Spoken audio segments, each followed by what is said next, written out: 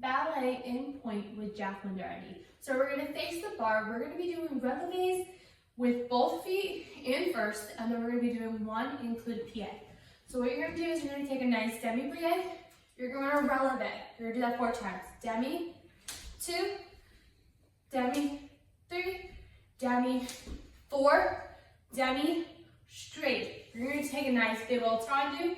You're going to circle include plie your foot to the back, derriere. You're going to do 4. 1, plie, 2, plie, 3, plie, and then 4, plie. You're going to then tendu your foot back to first, and you're going to repeat it all over. 2, 3, 4. Then you're going to go take a nice big old tendu. You're going to put it into coup de pied. You're going to do 4. 1, 2, 3, and then 4, and then you're going to tendu back into first. Do that as many times as you would like. For more, please visit jacklyndougherty.com. Much love.